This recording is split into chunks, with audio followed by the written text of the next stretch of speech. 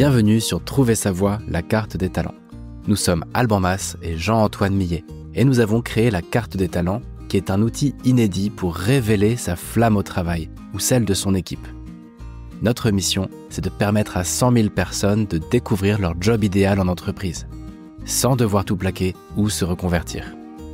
Dans ce podcast, nous donnons la parole à des invités innovants qui ont trouvé des idées hors du commun pour entretenir la flamme de leurs équipes. Nous vous souhaitons une très bonne écoute. Bonjour à tous, bonjour à toutes, bienvenue dans ce nouvel épisode de Trouver sa voie. Je suis heureux aujourd'hui d'accueillir Floriane Carré, qui est Head of People and Culture pour l'entreprise Counter. C'est bien ça? Merci Alban. Oui, c'est ça. Bienvenue Merci parmi Alban. nous. Merci, je suis ravie de partager cet épisode avec toi et puis bonjour à tous les auditeurs d'aujourd'hui. On va faire notre maximum pour amener beaucoup de matière, beaucoup de contenu en moins d'une demi-heure. C'est notre pari. Et du contenu sur quoi? Et bien sûr, comment garder la flamme au travail, comment garder l'engagement des équipes dans un contexte 100% remote, 100% télétravail. Floriane, je te proposerais bien simplement de te présenter rapidement en 2-3 mots sur qu'est-ce que tu fais toi chez Counter aujourd'hui. Avec plaisir. Alors moi, je travaille effectivement chez Counter en tant qu'Head of People et Culture. Donc Counter, c'est une start-up qui fait à la fois de la marque employeur, du recrutement et de la formation dans la filière de la compta gestion. Tu veux que je présente un petit peu peut-être mon parcours qui m'a mené aujourd'hui à ce poste? Exactement. Tout à fait. Alors c'est vrai que mon parcours RH, il a débuté plutôt en cabinet de recrutement où j'ai pu acquérir une vision, je pense, assez fine des talents et de leurs besoins, surtout aujourd'hui à l'heure où on se parle. Et j'occupe maintenant une fonction RH assez transversale avec vraiment cet intitulé qui représente assez parfaitement ma mission. C'est vraiment accompagner la croissance de la start-up, accompagner les dirigeants en plaçant l'humain au cœur de sa stratégie. Ok. Counter, dans les grandes lignes, qu'est-ce que vous faites? Alors, on fait à la fois de la marque employeur pour nos clients, donc ce sont des cabinets d'expertise comptable en grande majorité. On les accompagne pour déjà prendre conscience de ce qu'est une marque employeur, comment la développer et comment la valoriser sur un marché du travail et auprès de talents qui sont aujourd'hui rares. Donc, il y a une vraie, j'aime pas trop le terme de guerre des talents, mais il y a un vrai enjeu aujourd'hui pour essayer de capter l'attention des talents et de les attirer. Donc, on travaille sur cette marque employeur pour aider les cabinets d'expertise comptable à se faire connaître auprès des talents, toujours dans cette filière, bien entendu. Et puis, on fait aussi de la formation pour accompagner, pour le coup, à la fois les recruteurs sur les thématiques de comment recruter, comment apprendre à manager, comment apprendre à fidéliser les talents. Et on accompagne aussi les candidats, donc professionnels du chiffre, pour monter en compétence sur des soft skills, notamment, qui peuvent leur faire défaut aujourd'hui pour se positionner sur les meilleures opportunités d'emploi. Et on essaie de les mettre en relation, de mettre en relation les meilleurs talents du marché auprès des meilleures entreprises du marché dans cette niche-là de la compta gestion. Ok, merci pour l'intro et on va aller droit au but aujourd'hui en se posant cette question-là. Qu'est-ce que le télétravail vient impacter en matière d'engagement? En quoi ça peut amener de nouveaux défis? Et donc, ta mission avec nous aujourd'hui, c'est pourquoi pas de soulever ces défis et surtout de nous partager différents leviers que toi tu utilises, que vous avez mis en place dans ta boîte et de partager ça à tout un chacun pour essayer ensuite, si vous nous écoutez, si vous voulez essayer dans votre entreprise, pourquoi pas de s'en inspirer. Oui, tout à fait. Donc, commençons par les défis. Qu'est-ce que ça peut poser comme enjeu d'engagement, le fait de ne pas se voir et d'être chacun chez soi? Alors, c'est vrai que le 100% télétravail, ça a été une révolution, hein, je pense essentiellement au moment du Covid, qui a offert de la flexibilité, de l'autonomie aux collaborateurs et aux entreprises aussi, parce qu'il faut le rappeler. Mais bien entendu, il ne faut pas se faire l'économie de préciser quels sont les défis qui sont engendrés par le 100% télétravail. On va parler d'isolement social, on va parler de la dilution de la culture d'entreprise et puis aussi des risques de désengagement. L'isolement social, ok, c'est vrai que le travail, c'est quand même 8 heures par jour, donc 8 heures tout seul par jour, j'entends. Le deuxième, c'est la culture d'entreprise, tu dis, donc c'est plus difficile de distiller une culture quand chacun est dans son coin, Alors, en c'est ce qu'on effet. peut croire. Oui, C'est ce qu'on peut croire, mais c'est ce qu'on va voir ensemble. Moi, je suis une fervente défenseuse du 100% télétravail parce que c'est ce qu'on pratique aujourd'hui chez nous. Et je suis convaincue, et d'ailleurs, la preuve en est, c'est que tous nos coéquipiers, nous on appelle les collaborateurs des coéquipiers chez nous, semblent être épanouis dans le cadre de leur environnement de travail, même si on se voit peu, on se voit 3 à 4 fois par an. Donc ça prouve que ça existe, ça prouve qu'on peut engager les collaborateurs même à distance. Et je pense même, et j'en suis convaincue, que les équipes peuvent être plus soudées, plus solidaires, plus performantes aussi en 100% télétravail qu'en présentiel. Et ça, j'en suis persuadée, je vois au quotidien que ça marche.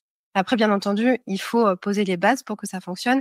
Et ma conviction à ce niveau-là, elle est vraiment claire, c'est que l'engagement et l'engagement durable, il commence en amont, hein. Il commence dès le recrutement, quand on choisit des talents qui sont alignés avec nos valeurs, parce que ce sont ces choix initiaux qui vont conditionner et déterminer à la fois la cohésion, à la fois la performance et l'engagement à long terme d'une équipe, Ok, surtout dans un donc contexte 100% télétravail. en effet, quand on a préparé cet épisode, ton premier chapitre, ce que tu me disais, c'est avant tout, nous, ce à quoi on fait attention avant tout, c'est donc recrutement et onboarding. Tu peux développer un peu ce point-là? Oui, bien sûr. Alors, comme je disais, le recrutement, pour moi, ça commence dès le démarrage, hein. C'est, le premier contact qu'on a avec les talents et donc il faut, leur faire comprendre que day one, on va pouvoir, faire en sorte d'avoir un lien, maintenu, sur le long cours avec eux. Donc après le recrutement, nous, on démarre la phase d'onboarding et aujourd'hui, pour moi, c'est vraiment, l'onboarding, c'est l'enjeu, c'est, la clé pour poser les bases de l'engagement. C'est vraiment dès que le talent, a signé sa promesse d'embauche, l'onboarding démarre. On n'attend pas qu'il ait commencé dans l'entreprise, c'est vraiment, dès la signature de l'embauche parce que, il peut y avoir une période de préavis qui dure, 1, 2, 3 mois et donc pendant tout ce temps-là, il ne faut surtout pas, mettre de côté le talent. On va se dire: «On va s'en occuper quand il va arriver». Certainement pas. L'engagement, il commence dès le démarrage et pendant ces 3 mois, on peut avoir déjà du désengagement alors même que le talent n'a pas démarré chez nous. Donc Ouais, ouais. l'onboarding Et commence le fameux ghosting, qui est le terme qu'on exactement. voit un peu partout sur LinkedIn de Ouais. la personne qui se pointe jamais au travail, quoi. Exactement, tout à fait. Les no-shows, par exemple, comme on les appelle aussi, ça existe, c'est de plus en plus fréquent, donc d'où l'importance effectivement, de démarrer l'onboarding dès le démarrage, dès cette signature et puis, ça suppose un certain nombre de choses à mettre en place. Alors, ça va dépendre de votre culture d'entreprise, ça va dépendre de vos habitudes, mais nous, à titre d'exemple, par exemple, on essaie de personnaliser au maximum l'onboarding. Donc, dès le démarrage, on envoie un kit de bienvenue personnalisé avec une série d'emails, avec des vidéos aussi introductives qui sont personnalisées pour préparer l'arrivée du talent, du coéquipier et souhaiter la bienvenue à la personne qui nous rejoint. Et puis, on envoie aussi des ressources qui sont adaptées au rôle de chacun. Donc, par exemple, on envoie des livres, on envoie des séries d'articles qu'on a pu rédiger chez nous pour qu'ils prennent un petit peu le pouls de ce qui se fait dans l'entreprise et pour qu'ils puissent vraiment prendre en main ces missions et puis, se plonger un petit peu. Alors c'est bien sûr, c'est facultatif, mais ça lui prouve que voilà, on pense à lui, on veut qu'il puisse, véritablement, saisir, sa mission et puis pas se retrouver, perdu le jour de son démarrage. Donc il y a vraiment toute cette documentation, qui lui est adressée pendant, le sa période de préavis, en tout cas jusqu'à ce qu'il nous rejoigne et puis on a aussi un espace Notion qui lui est dédié, qui est dédié à nos nouveaux arrivants, nos nouveaux coéquipiers où ils peuvent, voilà, se rendre compte de comment ça fonctionne, à l'intérieur, les outils qu'on utilise, et puis bien entendu, très important sur le côté humain, pendant l'onboarding, donc avant le démarrage, on fait un genre, d'immersion culturelle où là, le nouveau coéquipier, peut rencontrer lors de sessions d'échange avec les autres coéquipiers de l'équipe, il peut, voilà, comprendre un petit peu l'ADN de l'entreprise, comprendre comment on fonctionne tous ensemble et ça lui permet encore une fois de se sentir, sécurisé et puis, de se sentir, accueilli dans l'entreprise et donc de démarrer véritablement, son engagement. C'est un point, je vais partir un peu hors sujet, pas longtemps parce qu'on a vraiment un timing serré, mais c'est un point important. Ici, au micro de Trouver sa voix, la moitié des épisodes sont consacrés plutôt au talent, aux collaborateurs et sur comment est-ce que je crée une carrière qui me rend heureux. Et là, cet épisode est plutôt destiné aux managers et aux RH. Dans les épisodes destinés au talent, il y a un sujet qui revient souvent, c'est comment est-ce que je peux, avant de signer mon offre d'emploi, avant de signer ma promesse d'embauche, prendre le pouls de l'entreprise, voir si je vais m'y sentir bien. Et en général, les gens n'osent pas du tout demander un numéro ou un meet ou un call en visio d'un collaborateur pour savoir un peu comment ça se passe dans la boîte. Et c'est toujours le même scénario de je signe, donc je me mets d'accord sur la REM, sur 2-3 conditions de base. Et après, c'est la surprise, quoi. J'arrive et je découvre la culture. Est-ce que c'est quelque chose que tu as déjà travaillé, de permettre à un candidat, en fait, qui n'a pas encore signé, déjà d'avoir un échange avec des Alors futurs collègues? non seulement on l'a travaillé, mais ça fait vraiment partie de notre processus de recrutement. Nous, on a un processus de recrutement qui est assez carré, assez structuré, avec un certain nombre d'étapes. Il y a effectivement un entretien RH, donc avec moi, où là, on évalue les compétences, la culture d'entreprise. Ensuite, on a un cas pratique où là, on permet à la personne de se plonger véritablement dans l'émission, de se rendre compte un petit peu de quel serait le quotidien avec nous. Et puis après, il y a un entretien manager, donc avec nos 2 cofondateurs. Et la 4e étape, c'est un entretien justement avec 1 ou 2 coéquipiers. Généralement, c'est une personne avec qui il sera amené à travailler, hein, par exemple le service marketing, donc c'est plus logique de faire intervenir un coéquipier de ce service-là.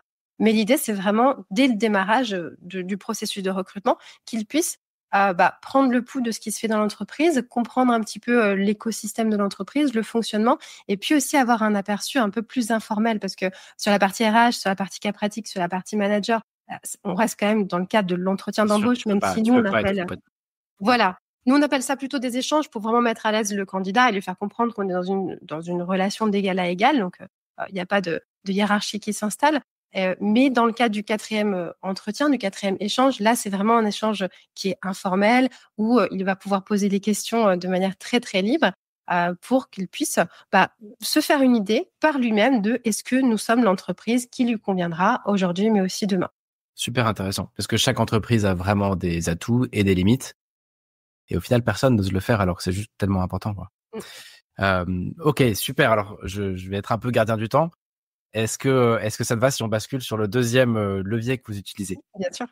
Oui, alors c'est vrai que quand on travaillait avec Alban sur la préparation de cet épisode, on a pu parler des différents leviers qui existent aujourd'hui pour bâtir un engagement qui soit durable, même en remote. Et ça suppose aussi de réfléchir à comment on prévient les défis du télétravail, parce qu'il y en a. On parle d'isolement, on parle aussi de la surconnexion, qui est aussi un enjeu, et puis de la dilution de la culture qu'on a évoquée en début d'épisode. Et donc, c'est vrai que je pense que le levier prioritaire pour réussir à bâtir cet engagement, c'est vraiment de créer une culture de proximité malgré la distance et dès le démarrage. Donc, il y a un certain nombre de possibilités en fonction de votre culture d'entreprise et de votre mode de fonctionnement, mais on peut instaurer des rituels collaboratifs, par exemple des check-in hebdomadaires, des pauses café virtuelles qui viennent un petit peu remplacer la pause café habituelle en présentiel pour véritablement maintenir ce lien humain et puis partager des aspects non professionnels pour créer aussi de la convivialité entre les collaborateurs et renforcer les liens entre chacun d'entre eux. On peut aussi imaginer de créer des espaces informels en mettant, si Slack c'est l'outil de communication interne que vous utilisez ou un autre, hein, vous pouvez mettre en place des canaux qui soient dédiés pour le sport, la cuisine, l'humour, le do-it-yourself. Nous, en interne, on a un canal dédié do-it-yourself, donc pour tous les moments créatifs de chacun. Si quelqu'un veut partager une recette, sa dernière œuvre en crochet, son potager. On a aussi un canal dédié aux idées de bouquins qu'on a pu lire récemment. Donc, ça permet d'inspirer les autres et ça sort vraiment du cadre purement professionnel, mais ça permet vraiment de créer du lien entre chacun d'entre nous.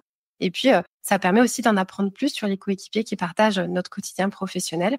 Et puis, très important aussi dans ces moments à distance, c'est aussi de penser à valoriser les contributions individuelles, parce que quand on est à distance, on n'a pas forcément l'occasion de se dire c'était super la réunion, c'était très clair à la présentation que tu as faite. Donc, c'est important de garder des moments aussi pour souligner régulièrement les accomplissements individuels et collectifs de chacun. Alors, via des visios, via des canaux internes, qu'importe, mais vraiment pour garder ce lien et aussi assurer un feedback qui soit régulier aux collaborateurs. Concrètement, sur ce point-là, comment tu vois les choses? Parce que c'est pas si simple en fonction de la taille de l'équipe, de d'aller faire du feedback alors qu'on n'est pas dans le même bureau. Le feedback qui aurait été un peu instantané, de dire écoutez, bravo à machin qui a fait ci ou ça, ou d'aller pousser la porte du bureau en disant j'ai adoré ce que tu as fait. Là, pour le coup, en effet, tu vas pas forcément créer une visio en disant visio feedback où je vais te dire que j'ai adoré ce que tu as fait. Donc Alors, de toute façon, concrètement, comment tu vois les choses? alors, comme tout bon feedback, déjà, on travaille plutôt sur l'immédiateté. On dit toujours qu'un bon feedback doit se faire au plus proche de l'action. On ne doit pas attendre une semaine pour faire un feedback. Mais ça peut passer par différentes choses. Alors, par exemple, créer un canal Slack dédié aux choses qui sont terminées, aux dossiers qui sont finalisés. Par exemple, chez nous, on a créé un canal Slack qui s'appelle Synergie, où on poste, par exemple, le dernier article de blog qui a été créé par notre Head of Content, une dernière formation qu'on vient de créer. Donc, ça a on va dire un double avantage. C'est vraiment déjà de partager à l'équipe ce qui est finalisé pour que l'équipe puisse prendre connaissance de ce qui a été fait, donc pouvoir, voilà, tout simplement s'en inspirer ou découvrir ce qui a été fait par d'autres coéquipiers dans leur mission. Et puis, c'est aussi l'occasion de pouvoir féliciter le travail de chacun. Alors, l'idée, c'est pas de faire de l'autopromotion en permanence, mais c'est tout simplement de partager aux autres. Et puis, libre aux autres, effectivement, de valoriser, de remercier, de féliciter. Et ça se fait assez naturellement parce que on partage tous une même culture d'entreprise, des mêmes valeurs où, voilà, on place l'empathie, la bienveillance, la croissance collective au cœur de nos valeurs. Et c'est l'occasion véritablement pour faire un feedback qui soit assez spontané. Et puis après, bien entendu, il y a des feedbacks plus formels qui peuvent s'instaurer. Nous, on a des one-to-one toutes les semaines qui sont plus formalisés, certes, mais ça permet aussi de faire des feedbacks sur la semaine passée, sur ce qui s'est passé, et puis pouvoir féliciter pour les contributions de chacun. Et ça peut se faire très facilement en visio. Ce que je retiens de ce que tu dis, c'est bon, déjà, donc il y a les rituels, il y a les espaces un peu hors du temps et hors du boulot, puis il y a la culture du feedback. Sur ce que tu disais avec les espaces hors du boulot et hors du temps, où partager une recette, partager un bouquin, partager une réalisation qu'on a fait en do it yourself, ou demander peut-être un coup de main pour ci ou pour ça, j'en sais rien. Ça me fait penser au fond que le boulot est une sphère. On a la sphère de nos amis, et on a ce genre d'échange avec nos amis. On a la sphère familiale, et on a ce genre d'échange avec notre sphère familiale. Et le boulot dans lequel on passe 8 heures par jour, ce que t'amènes là, au fond, c'est de rendre un peu familial aussi cette sphère-là, avec le même genre de rapport, où on va partager une recette qu'on aime bien, un bouquin. Enfin, je trouve ça assez intéressant de se dire que la sphère professionnelle devient aussi un lieu où on peut avoir à peu près le même genre de relation que dans un cercle amical ou familial, même si les enjeux sont différents, bien sûr. C'est assez intéressant, je trouve. Bien sûr, et c'est vrai que on doit pouvoir donner ces espaces-là à nos équipes parce que c'est important, comme tu le dis, hein, très justement, on passe minimum 8 heures par jour au travail. Donc, en théorie, on passe plus de temps dans la journée avec nos collègues qu'avec nos propres familles. Donc, c'est important de pouvoir offrir ces espaces aux collaborateurs pour qu'ils puissent échanger et se sentir libres aussi de le faire, pas de se dire tout le temps, bon, je dois absolument montrer que j'ai avancé sur ce dossier, donc je vais pas intervenir sur le canal Slack parce que il faut que je sois focus sur ma fonction. On le sait, en présentiel, il y a des pauses café. Pour ceux qui vont fumer, ils vont dehors. Pour ceux qui vont prendre l'air, pour ceux qui vont marcher ensemble, ça existe aussi. Donc, on essaie de recréer un petit peu ces espaces d'échange et de convivialité, même à distance. Et c'est tout à fait faisable si, bien entendu, la culture d'entreprise le permet. Et ça, je l'encourage à 100%. Ok, donc on a parlé rituel, on a parlé feedback, on a parlé espace dédié. Quoi d'autre? Comment tu vois Alors, les autres leviers? un autre levier pour bâtir l'engagement durable et en remote, c'est bien sûr d'offrir un environnement de travail flexible dans la mesure du possible et bienveillant. Alors quand je dis flexible, ça peut passer par une flexibilité horaire, par exemple, en tout cas une flexibilité d'organisation du temps de travail pour permettre aux collaborateurs de bénéficier aussi des avantages offerts par le télétravail et donc pouvoir gérer leur emploi du temps pour s'adapter aussi à leur rythme de vie. Donc un exemple, si on travaille sur la flexibilité horaire, on peut proposer des plages horaires fixes dans lesquelles on peut fixer par exemple des réunions, proposer des visios pour s'assurer que tout le monde est disponible à ce moment-là. Et puis, proposer une forme de liberté encadrée aussi sur les horaires en dehors de ces créneaux. Et ça permet vraiment à chacun aussi de s'organiser au mieux en fonction de son emploi du temps, mais aussi en fonction de son rythme. Donc, on peut parler aussi des rythmes circadiens. On n'est pas tous au top de sa créativité au même moment de la journée. Il y en a qui le seront à 8 heures du matin, il y en a qui le seront à 19 heures. Et la flexibilité horaire, ça permet aussi ça permet de se dire, bon, voilà, on va dire qu'entre 10 heures et 16 heures, avec une pause déj, on doit tous être disponibles. Mais entre ces horaires, vous pouvez travailler avec une amplitude horaire entre 8 et 19 en respectant bien entendu le cadre légal. Mais ça permet vraiment d'offrir aux collaborateurs la possibilité de bénéficier véritablement de tous les bienfaits du télétravail de manière assez fluide pour tous. Et ça, offrir ce type d'environnement de travail, c'est un gage d'engagement aussi pour les collaborateurs parce qu'aujourd'hui, ils en sont demandeurs de cette flexibilité. Je veux pas te poser une colle, mais le cadre légal, j'ai jamais pensé à ça. Il y a un cadre qui dit qu'on peut pas bosser à 23 heures ou à 6 Alors heures du oui, mat? là, on passe sur des horaires de nuit, donc effectivement, c'est encore une réglementation différente. On peut le faire, mais ça implique ça implique un certain nombre de choses d'un point de vue juridique, donc il faut le cadrer dans le contrat de travail. Nous, de notre côté, on a récemment ouvert cette relative flexibilité horaire, mais elle est encadrée, c'est-à-dire qu'on a une amplitude horaire entre 8 heures et 19 heures. On doit être disponible entre 9h30 et midi, 14 heures et 17 heures. Mais au-delà de ça, on peut très bien se dire qu'on travaille à partir de 8 heures. On fait une pause d'âge de 2 heures parce que on a envie de faire une séance de sport assez conséquente. Et puis derrière, on reprend. Donc, l'idée, c'est vraiment de le cadrer d'un point de vue juridique parce que c'est important de respecter le droit du travail et de pouvoir offrir cette flexibilité qui soit dans ce cadre-là pour répondre aux besoins de chacun. Et c'est quand on répond aux besoins de chacun, aux besoins des collaborateurs, on crée de l'engagement parce que le collaborateur, il est tout simplement heureux de pouvoir se dire, bah voilà, j'ai envie de faire mon sport à 8 heures du matin ou j'ai une nuit difficile parce que mon enfant, il n'a pas dormi de la nuit, il était malade, donc je peux être opérationnel qu'à 9h30. Bah, on offre cette flexibilité et cette possibilité à nos collaborateurs. Et donc, ça permet aussi de d'engager parce qu'on pense à eux et on pense à leur bien-être, à leur épanouissement. Ce que je trouve pas mal dans ton approche, c'est qu'il y a un cadre quand même qui est assez ferme, enfin qui est flexible, un cadre qui existe et qui est flexible plutôt. Il n'est pas ferme, il amène de la flexibilité, mais le cadre est posé. Et je pense que ça rassure tout le monde d'avoir un cadre posé. Sinon, tu sais jamais trop. S'il y a pas de cadre, tu sais pas trop à quel moment t'abuses, à quel moment c'est ok, c'est pas ok. C'était effectivement pour répondre aux besoins des collaborateurs qu'on a fixé les règles du jeu de la manière la plus flexible possible, tout en restant dans les clous du travail, parce que c'est important aussi de protéger tous les collaborateurs d'un point de vue de l'assurance de l'entreprise, d'un point de vue de l'assurance des collaborateurs. Donc, on a fixé ce cadre dans lequel, voilà, on a juste des plages horaires qui sont fixes. Le reste du temps, chacun peut s'organiser un petit peu comme il le souhaite. Et puis, je pense, Ouais, vas-y, pardon. quand on parle aussi d'environnement du travail qui soit flexible et bienveillant, il faut aussi penser, je pense, à miser sur le bien-être des équipes par exemple, proposant des ressources pour leur bien-être, des outils pour leur bien-être. Parce que au-delà des grandes paroles, il faut aussi qu'ils puissent eux-mêmes prendre soin d'eux et faire attention à eux. Donc, quand on est en télétravail, on peut par exemple proposer des ressources pour leur apprendre à installer un environnement de travail d'un point de vue ergonomique qui soit confort. Donc, comment installer son bureau, comment installer sa chaise. D'autres ressources, par exemple, comment on s'organise concrètement au télétravail, parce que le télétravail, ça implique aussi qu'on est connecté tout le temps chez nous. Donc, l'ordinateur, on peut l'emmener dans notre chambre, dans notre salon, dans notre cuisine. Donc, finalement, on n'est jamais vraiment déconnecté. Donc, c'est important d'offrir aussi des ressources pour les collaborateurs pour penser à leur bien-être. Donc, leur fournir globalement de la documentation pour qu'ils puissent aussi apprendre à prendre soin d'eux.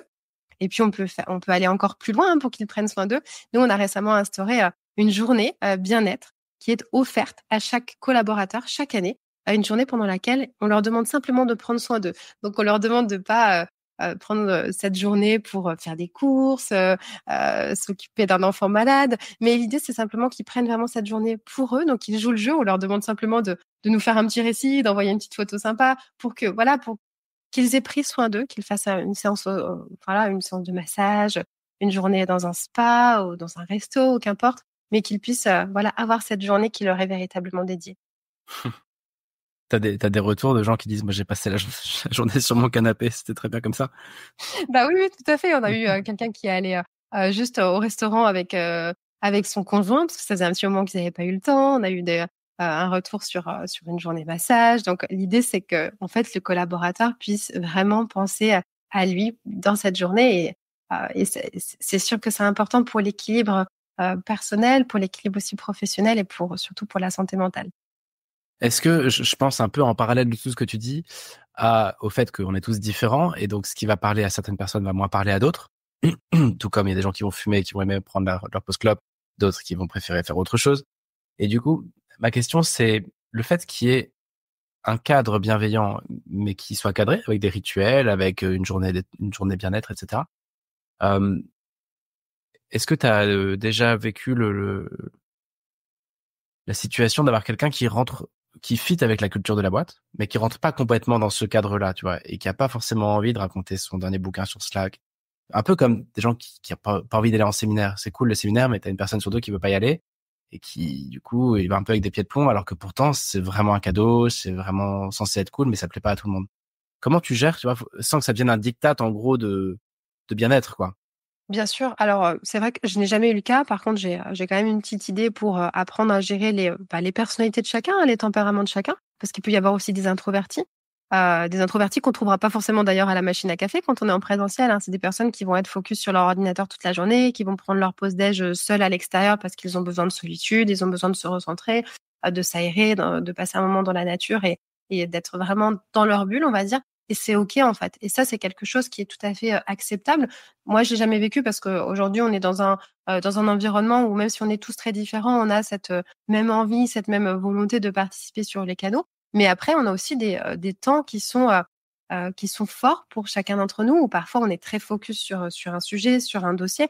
Donc, on n'a pas forcément le temps, effectivement, d'interagir sur le Slack. Parfois, on zappe carrément certaines infos sur le Slack. Et l'idée, c'est vraiment de se dire, c'est des espaces qui sont offerts, mais tout comme quand on se rend en présentiel, bah, on te force pas à venir à la machine à café parce que t'as pas envie, parce que tu n'aimes pas le café, parce que tu es pris sur un dossier. Et ben là, c'est tout à fait, c'est exactement pareil en fait. Et c'est de la même manière, nous, on a instauré une journée, pas une journée, une séance de yoga hebdomadaire. Donc, tous les jeudis matins, on prend une petite demi-heure, 40 minutes pour se faire une séance de yoga en visio que j'anime avec les coéquipiers qui sont présents. Là, de la même manière, c'est tout à fait optionnel. Donc, parfois, on est tous en visio. Parfois, j'ai une personne avec moi. Parfois, il y en a 3. Donc, c'est quelque chose qui est tout à fait optionnel. Et c'est OK, en fait. C'est vraiment en fonction de l'emploi du temps de chacun, de son rush du jour. Et donc, c'est simplement des espaces qui sont offerts et c'est Ouais, optionnel et c'est c'est à intéressant. disposition des coéquipiers. Alors, avec le peu de temps qui nous reste, est-ce qu'il y a d'autres éléments que toi, tu as identifiés comme des choses qui peuvent augmenter, faciliter l'engagement de chacun, le fait de garder la flamme, alors qu'on travaille en télétravail et en remote? Oui, alors rapidement sur ces leviers-là, je pense qu'il faut aussi, répondre au défi de la surconnexion qui existe aujourd'hui. Comme on le disait, hein, aujourd'hui, c'est facile d'emmener son ordinateur partout. Donc c'est important aussi de pouvoir cadrer ça et prévenir cette surconnexion pour les collaborateurs. Donc par exemple, on peut mettre en place une charte de la déconnexion pour, hem, préciser aux collaborateurs qu'ils ne sont pas tenus de répondre en permanence, aux messages, par exemple, des autres collaborateurs. Il faut aussi pouvoir, par exemple, hein, instaurer des journées sans visioconférence ou limiter la durée des réunions pour éviter la surcharge cognitive. Et puis, je pense ici qu'il faut préciser à nos managers qui nous écoutent qu'il faut faire preuve d'exemplarité managériale à ce sujet et donc encourager les managers à respecter ces pratiques pour donner le ton. Donc, on demande aux managers s'ils sont aussi dans le cadre d'une flexibilité horaire ou pas, de ne pas écrire à leurs collaborateurs à 20 heures parce qu'il y en a qui vont être tentés de répondre. Ouais. Et puis, un autre levier aussi, puisqu'il nous reste un petit peu de temps, rapidement, un autre levier, je pense, pour favoriser l'engagement à long terme des collaborateurs qui sont à distance, c'est aussi de développer leur autonomie et leur responsabilisation avec des outils qui soient assez structurants. Donc, par exemple, l'utilisation des OKR, ça permet vraiment de clarifier des priorités et puis de responsabiliser chaque collaborateur en donnant une vision claire et des objectifs collectifs et individuels à atteindre. Donc de cette manière, on se focalise plus sur les résultats qui sont attendus et on dissocie véritablement la performance du simple décompte, on va dire, des heures travaillées. Là, l'idée, c'est qu'on passe à un management qui est fondé sur la confiance et ça, c'est aussi un levier d'engagement. En fait, oui, ce que tu soulèves derrière, c'est l'autonomie. Exactement. C'est-à-dire, le télétravail peut...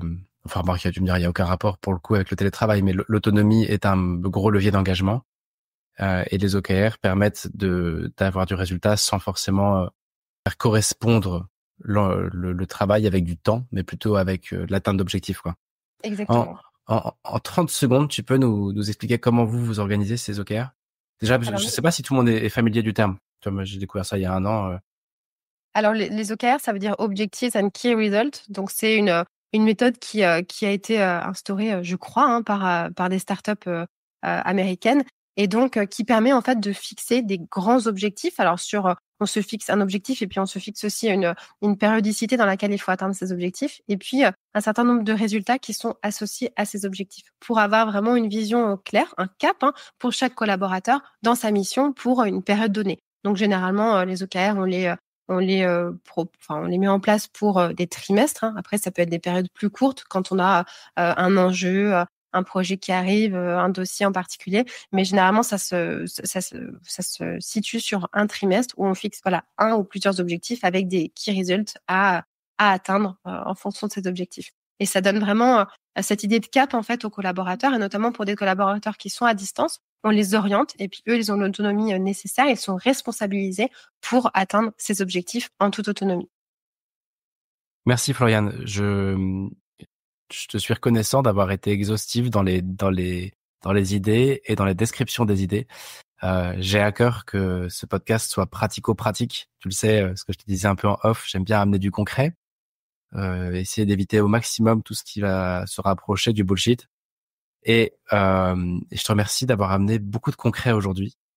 Est-ce que tu veux nous proposer un petit challenge pour quelqu'un qui nous écouterait, qui serait par exemple manager et qui se dirait bah tiens, ok, là-dedans il y a une petite partie qui pourrait me parler. J'aimerais bien faire un petit pas de main dans mon équipe. Qu'est-ce que tu aurais envie de proposer? Allez, alors, déjà, premier conseil de les décomplexer, hein, vis-à-vis de cette histoire d'engagement en télétravail. C'est tout à fait possible d'engager en télétravail et des petits tips pour ça. On peut, vous proposer le défi suivant, c'est vraiment de mettre en place, un rituel, hebdomadaire, de cohésion dans vos équipes en télétravail. Donc ça peut prendre, la forme d'une pause café virtuelle, d'une énigme collaborative, hein. Donc le lundi, vous proposez une énigme aux collaborateurs et puis ils ont toute la semaine pour résoudre l'énigme et puis vous faites un petit call en fin de semaine pour, apporter la solution. Vous pouvez peut-être aussi proposer un podium des good news, hein. Donc, voilà, celui qui aura la meilleure nouvelle à apporter, ben, on va le féliciter, on va lui faire un grand bravo sur en visio ou sur Slack. Pourquoi pas aussi un tour du monde des passions pour aussi essayer d'apprendre à connaître davantage les collaborateurs qui sont à distance, ou tout simplement un moment de partage informel qui peut prendre une forme différente chaque semaine. Mais l'idée, c'est vraiment de créer du lien à distance et avoir un impact qui sera immense, ça j'en suis persuadée, sur l'engagement et la dynamique collective. Merci. En t'écoutant, ce que ça m'évoque, c'est que chaque manager, chaque DRH ou HRBP ou responsable people, etc., ou chaque dirigeante a une personnalité. Et je pense que quelque chose qui fonctionne, c'est aussi d'essayer de s'inspirer de qui on est. Je pense que tout ce que tu nous as dit, ça, c'est directement inspiré de qui tu es. Le yoga, si je comprends bien, c'est quelque chose que tu fais aussi à titre perso. Ouais. Donc, j'aurais envie d'inviter nos auditeurs et auditrices à pourquoi pas s'approprier ces idées, essayer de se les approprier de façon personnelle en disant, moi, dans tout ça, qu'est-ce qui me met à l'aise et comment est-ce que naturellement je peux faire un petit pas, mais à partir de qui je suis et de ce qui me correspond et qui sera proposé naturellement, quoi. Absolument. Ok, eh bien écoute, merci Floriane, ça a été un peu laborieux pour lancer l'enregistrement, mais on a réussi à aller jusqu'au bout. Absolument. Merci Euh, Alban. je te souhaite beaucoup de plaisir et beaucoup de succès dans ton poste. Merci Euh, Alban et puis, avec grand plaisir. C'était vraiment très sympa de partager cet épisode, ensemble et puis j'espère que ça, pourra, apporter quelques idées, quelques tips, aux managers, RH et dirigeants, qui nous ont écoutés.